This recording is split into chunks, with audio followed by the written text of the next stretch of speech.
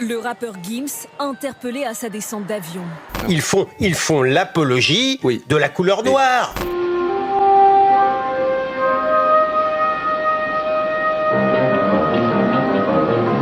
Salut tout le monde, j'espère que vous allez bien. Donc aujourd'hui, nouvelle vidéo zapping. Aujourd'hui les amis, on tourne sur X, se regarder encore énormément de séquences. Comme d'habitude, on ne perd pas de temps, petit like pour la force, petit commentaire pour le référencement. Let's go, on commence avec la première news qui nous vient de Serfia. Et là, c'est une mauvaise nouvelle, c'est l'annonce de la mort de Loana.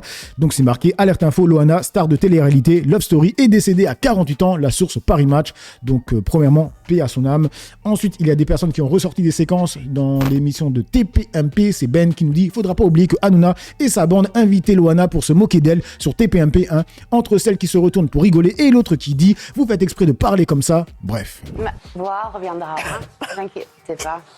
Oui, c'est-à-dire qu'en fait, Loana, depuis ce terrible, vous avez des problèmes de mémoire, d'élocution, c'est ça? Vous avez fait une sorte de blocage sur la soirée, qui fait qu'aujourd'hui, vous avez du mal encore à en parler. Oui.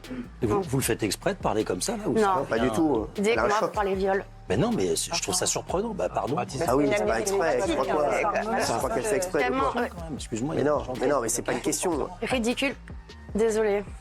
Alors, ça nous dit quoi dans les commentaires? Faut voir l'émission 100% hommage à Francis Lalanne qui vont lâcher quand il va décéder alors que c'était les pires enfoirés de la Terre avec lui. Ils sont tellement irrespectueux. Qu'avant de mourir, il avait projeté d'enregistrer un album. Et que cet album, il n'a pas pu l'enregistrer parce qu'il est mort. Ah, c'est pas moi, là. C'est une dinguerie, il est en train de parler de la mort d'un pote, hein, les mecs. Hein. Ça, c'est horrible. Ah, c'est pas moi. Cucumbé fait quelque chose. Cucumbé réagit. C'est Cucumbé, je suis désolé. Demandez à Cucumbé de réagir. En fait, c'est Cucumbé qui fait voilà, parce qu'ils le connaissent tous. Hein. Et donc, Francis, oui. Et donc, J'étais en train de parler. Je suis Universal, en plus, c'est la maison. Voilà. J'étais en train de parler de la mort d'un grand monsieur qui s'appelle Léo Ferré. Bah oui. Bref, on enchaîne avec Mister X Prime, c'est marqué dans l'émission Le Jet, animé par Jordan Deluxe. Marco Mouli affirme percevoir entre 15 000 et 20 000 euros pour publier une publicité sur ses réseaux sociaux. Mais qui veut son image, les mecs? Qui le paye entre 15 000 et 20 000 euros pour qu'il fasse la promotion d'une marque? Qui veut l'image d'un escroc? Sérieusement, c'est un mytho. Quand on s'appelle Marco Mouli, aujourd'hui, on gagne combien avec les réseaux sociaux? Alors, je prends minimum une pub, mais attention, hein, je fais les marques, hein, je fais pas de pub, une minimum sur une pub, je prends entre 4... Il fait les marques. Moi, je l'ai vu énormément sur TikTok et sur Snapchat. Il fait la publicité de personnes qui louent des voitures. Il y a les personnes qui sont arrivées, ils ont gagné le vélo, ils ont gagné les 500 euros, enchanté. De quoi il parle? C'est 20 000. Ah, c'est énorme. Ouais. C'est les prix. Ouais, mais après, sur 15 et 20 000, t'as tes impôts, t'as mon amende, t'as mes agents à payer, t'as tout le staff à payer, tu vois. Alors, quand il te reste un billet de 7, 8 000, t'es content. Ouais. Mais ça va, ça veut dire, je savais pas que j'avais autant de demandes. D'accord. Je sélectionne les demandes. D'accord. Et après, vous faites Et après, là, tu vois, j'en ai un, là, qui s'appelle, je le dis pas, parce que ça va faire une pub pour lui, non? Si, je le dis. Par exemple, sur Cheval Blanc, on m'a payé, cher. Cher. Je suis ambassadeur de la marque. Cher, très cher. Je la porte bien la marque, hein, tu sais. On m'a dit que je porte bien le vêtement. Je vais regarder tout à l'heure. Et là, pour manger un sandwich, mais je vais voir d'abord s'il est bon ou pas. Ouais. Ça s'appelle à Levallois, l'As du Falafel. Ouais. Je lui fais sa pub. Ouais. Allez, c'est gratuit. Non, c'est qu'à ma compte. Il me donne 15 000. Oh, voilà, juste pour manger un sandwich. Alors les mecs, j'ai même pas trouvé la marque là, Cheval Blanc. J'ai tapé Cheval Blanc, ça m'a mis Marco Mouli.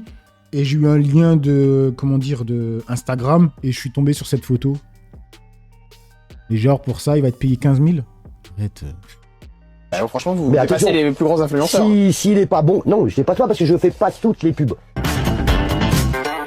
Bref, du coup, on enchaîne avec Impact. Et là, ça parle de Jack Lang, c'est marqué Flash. Après tout ce que j'ai fait pour la culture, le cinéma, c'est Jack Lang qui dit ça. Hein. Jack Lang a provoqué un scandale devant un cinéma parisien car il ne supportait pas de faire la queue comme tout le monde. La source, le Canard enchaîné. Mais qu'il aille se faire voir celui-là.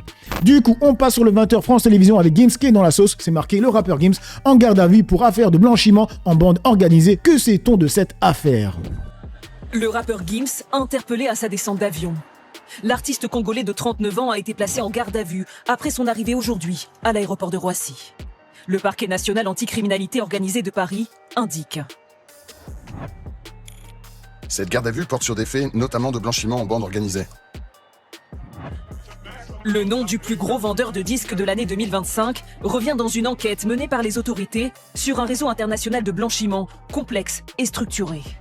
Selon le quotidien Africa Intelligence, à l'origine des révélations, les inspecteurs s'intéressent plus particulièrement aux investissements de Gims dans son projet immobilier de luxe, basé à Marrakech, baptisé Sunset Village. Le chanteur en faisait la promotion sur ses réseaux il y a à peine 10 jours. On va avoir 117 villas de cette qualité, de ce type, de cette beauté. 4 chambres, rooftop, vue sur l'Atlas. Une centaine de villas pour un chiffre d'affaires estimé à 100 millions d'euros. Les enquêteurs cherchent notamment à déterminer l'origine des fonds et les mécanismes financiers à l'œuvre dans cette construction. Contacté, l'avocat du chanteur Gims n'a pas répondu à nos sollicitations. Du coup, que dit le peuple français dans les commentaires? Donc, depuis, il n'a pas eu cette nationalité qu'il clame depuis. Ben, il a sucé à perte Pécresse, hein. Tout d'un coup, il est congolais, il n'est plus la fierté de la France. Pourquoi la France s'interroge sur l'origine des fonds d'un Congolais qui fait un projet immobilier au Maroc? Et on enchaîne avec le compte de TBT9 qui partage la vidéo de l'agression entre Fabien Lecoeuvre et Stéphane Tapi sur le plateau de TBT9. On va voir si Stéphane Tapi a réellement mis 2 patates, parce que sur le plateau, ils avaient dit ça. Et Stéphane Tapi avait dit qu'il avait mis une seule claque. Regardez.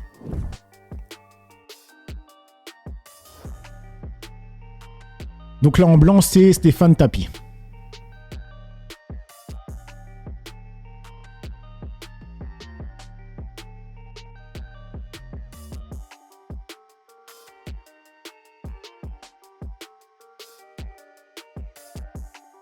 Non, vas-y, ferme ta gueule, tu parles pas de ma femme.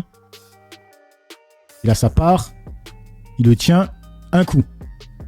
Moi, ce que j'ai vu, c'est un coup, une gauche. Attendez, on va regarder. Là, il vient. Il le tient avec la main droite au niveau du cou. Là, il lui met un coup. En tout cas, je sais pas, il le pousse. Non, il a mis un coup. Après, on voit pas très bien, mais franchement, les mecs, je vois pas de droite. Peut-être qu'il a mis une claque, un truc comme ça, mais c'est pas de droite. Après, je suis pas en train de valider la violence, hein, mais c'est juste que les gens, ils ont un peu exagéré, je pense. Voilà, une patate. Il lui a mis une patate. Et après, il tombe. Je valide pas, mais bon, il est un peu fragile, hein.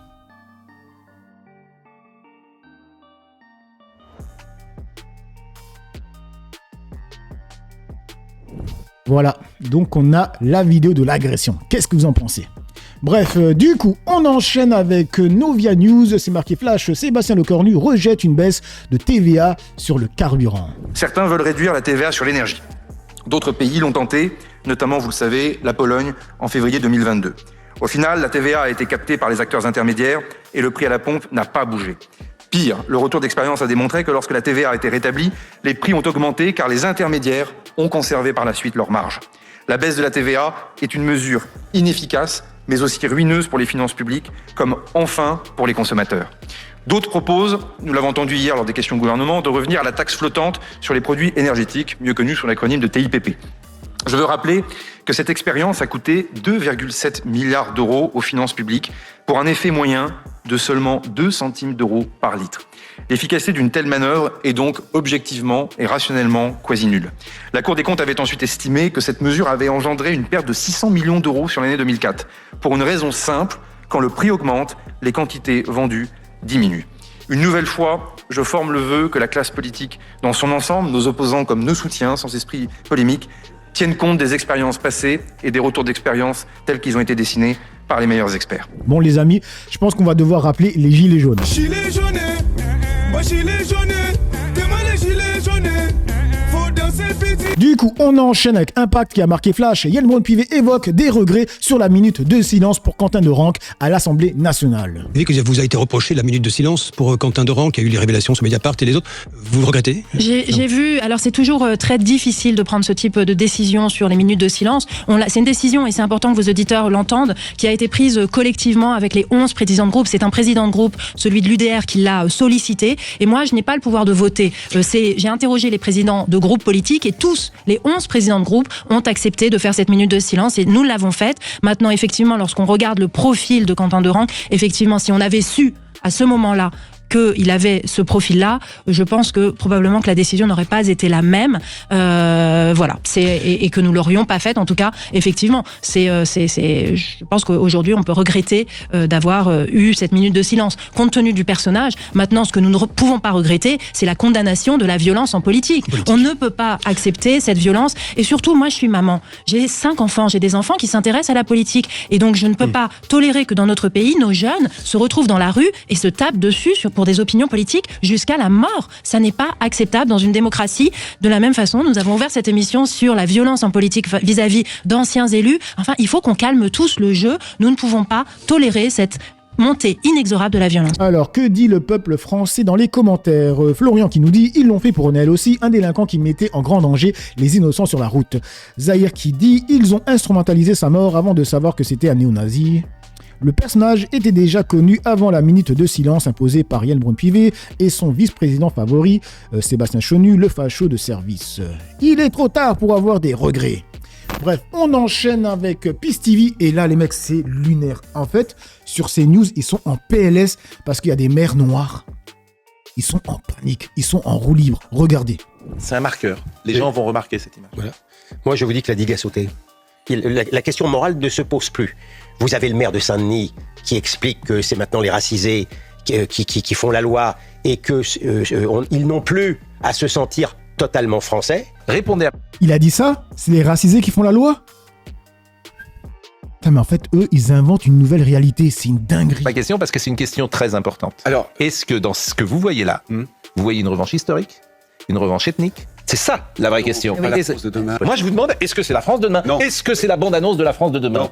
Et qu'est-ce que vous en savez? Je vais vous rassurer, non. Quand tous ces jeunes entendent, au Blanc-Ménil ou ailleurs, que nous avons commis des crimes contre leurs parents, ils veulent leur revanche. Il avait dit ça. Il y a eu surtout le discours anti-français, antisémite, de la France insoumise. Mettez-vous à la place de ces gens-là. C'est confortable de se sentir en victime. Et lui? C'est lui qui dit ça?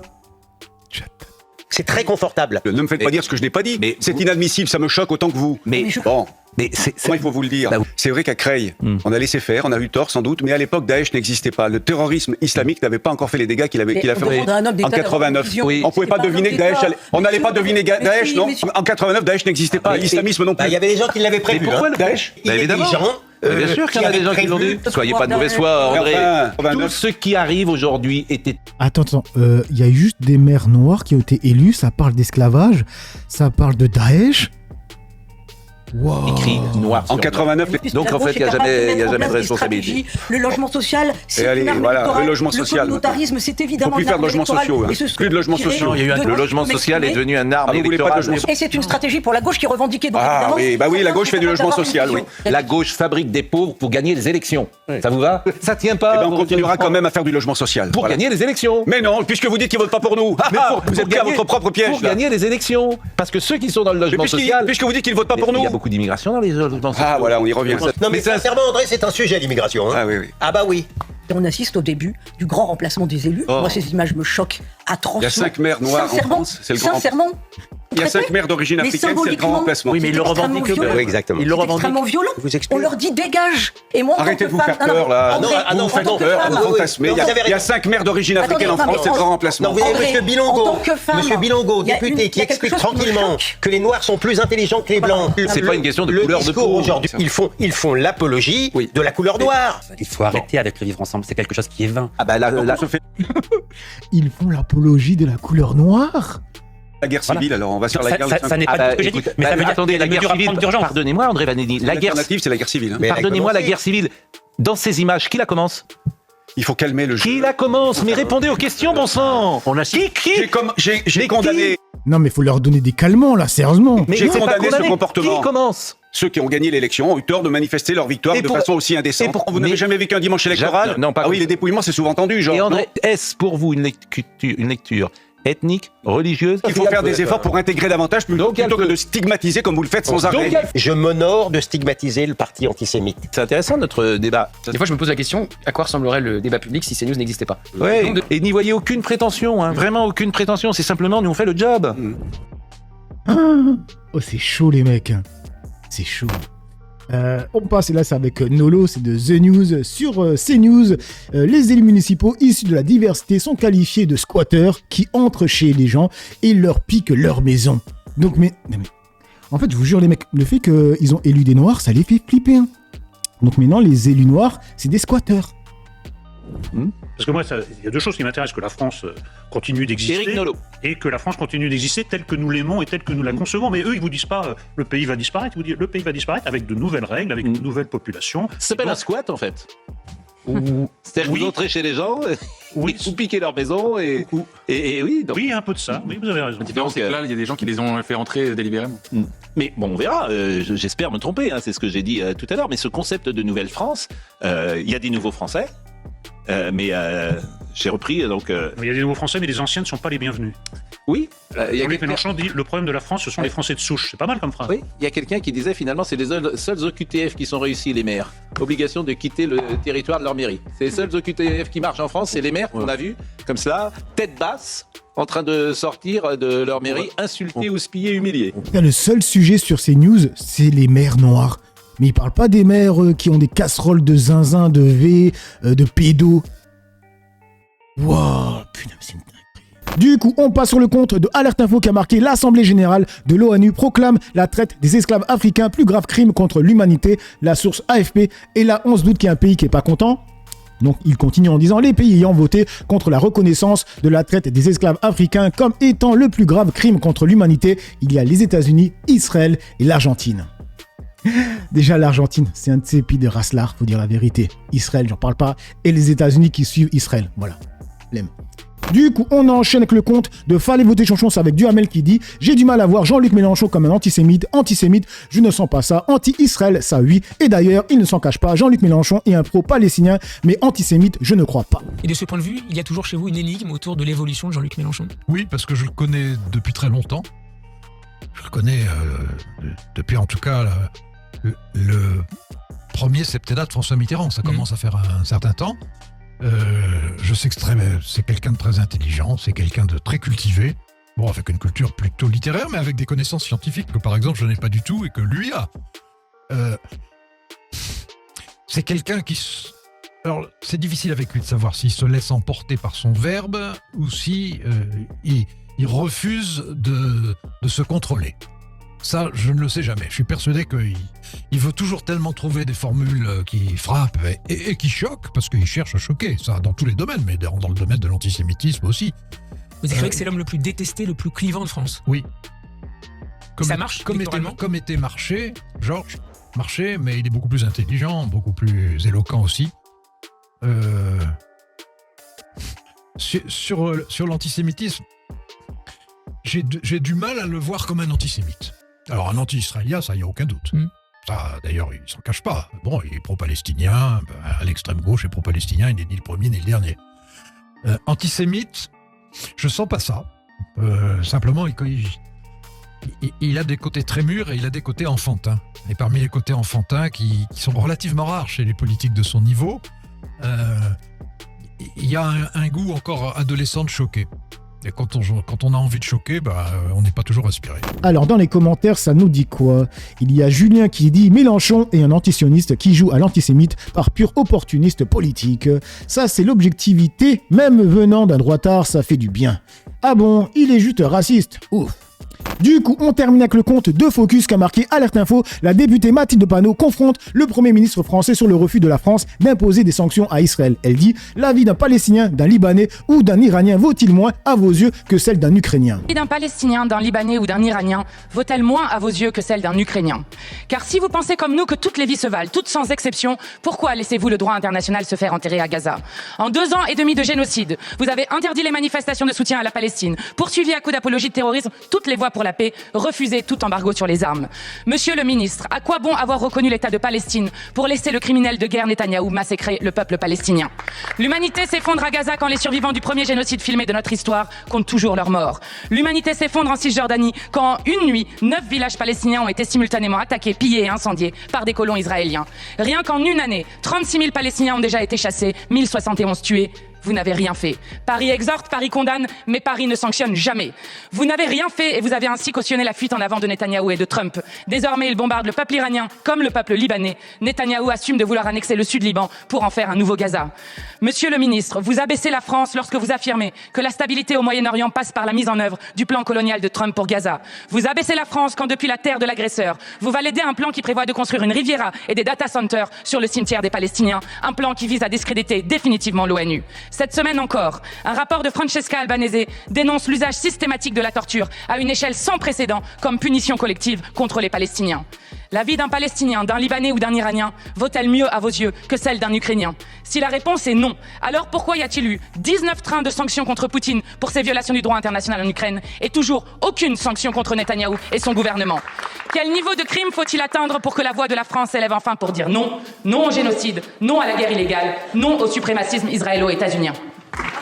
Merci, elle a dit les termes. Du coup, ça nous dit quoi dans les commentaires? On aimerait bien voir la réponse du ministre Lage que nous avons. Magnifique prise de parole, elle a tout dit. Qui pourrait dire le contraire? Ces gens ont laissé faire cet état génocidaire et colonisateur. Donc voilà les amis pour cette petite vidéo zapping réaction. Dites-moi ce que vous en pensez dans l'espace commentaire, dans la joie et la bonne humeur, sans insulte comme d'habitude. N'oubliez pas le petit like pour la force, petit commentaire pour le référencement et pour ceux qui sont sur mobile. Merci de booster la vidéo. Je vous dis à une autre vidéo. Ciao tout le monde.